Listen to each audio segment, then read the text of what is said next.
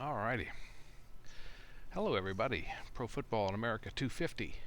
Dr. Dan Miller here as we go back 250 years ago in Week 10 of the NFL season to find some of our commonalities between head coach George Washington and his new Continental football franchise as they square off against their only opponent, the Redcoats, for an ongoing struggle in the Union Football League. Dr. Dan Miller here again, as I said. Hey, say hello to my buddy Poseidonitis or something like that. I forget. I looked it up here. I was here. The Poseidonio, Greek historian here in the library of the Columbia Club. I almost said the Continental Club. I should rename it for our series, Pro Football in America 250, Week 10. Wow, we're going to dedicate this after a shout out to the Indianapolis Colts. Got my gear on here. There you go. Shout out to the Colts. But I think we have a very specific connection for this week.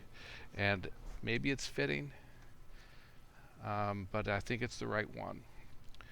Head coach Mike Vrabel of the New England Patriots, and Week 10 of Pro Football in America 250. Head coach Mike Vrabel, head coach George Washington. There is a strong connection. Let me tell you why. If you saw that game this past Sunday, at which Tampa Bay fell to the New England Patriots after a tough fight down in their own Tampa Bay's home field. There's footage, and you can find it if you haven't seen it already. After the game's over, the Patriot players are coming off the field, going up the tunnel toward the locker room.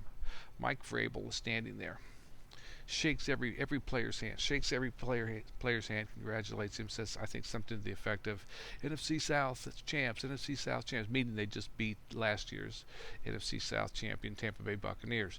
Says that to every player, shakes hands, pats on the back, nice warm smile, and everything else. Every single player.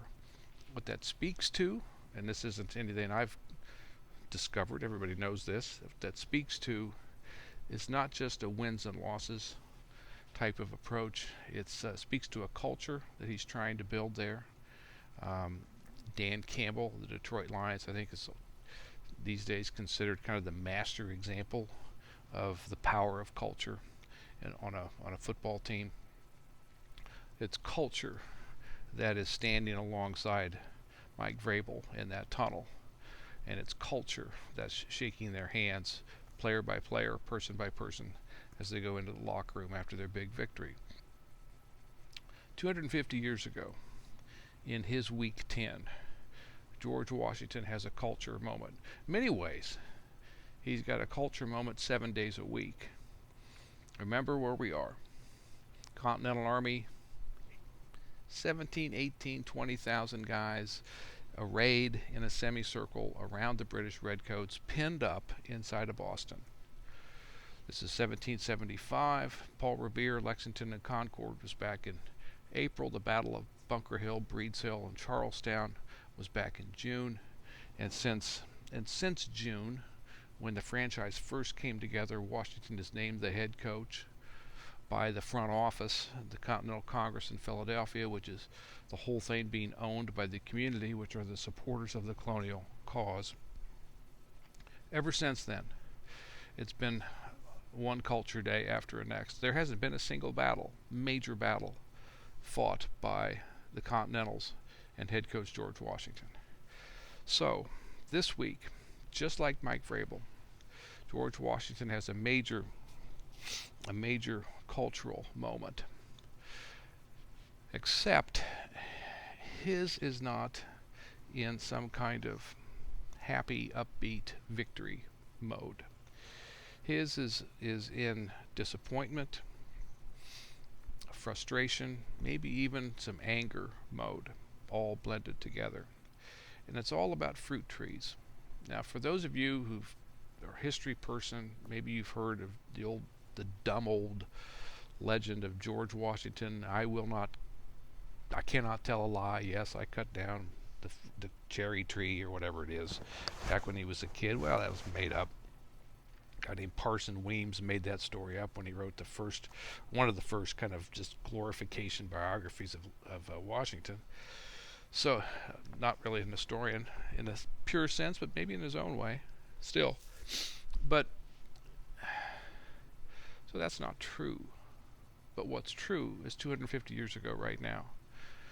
It's fruit trees. Washington has been told, and he's witnessed, the Continental soldiers cutting down a lot of fruit trees that are scattered across the western vicinity outside of Boston. Fruit trees that are owned by farmers, villagers, and so on, that represent their livelihood, that represent food and sustenance for their families, that represent markets and things that they sell, and all of that. And Washington gets really upset and says, I don't want to see another fruit tree cut down. Every fruit tree, now I'm paraphrasing here, but this is exactly what he means. Standing in the tunnel, talking to every player coming by, every fruit tree you cut down is one more person, one more family who thinks maybe the cause isn't worth it. Maybe these guys who claim to be in the name of the cause, maybe they're not worth it. Every fruit tree you cut down, you cut closer to that bone. We need to have everybody on our side. Everybody needs to realize we're there to protect them. We're there to help them move forward. Fruit trees or no fruit trees, we're there to be with them as they improve their lives. It's what we're all trying to do, isn't it? We're not trying to take advantage of a situation by cutting down trees, fruit trees, because it suits us or whatever it is. So he's standing in that tunnel. By the way, this is all in the form of a general order that goes out. There will be no more of this, because we're trying to create a culture. So for all you owners, coaches, players, and fans,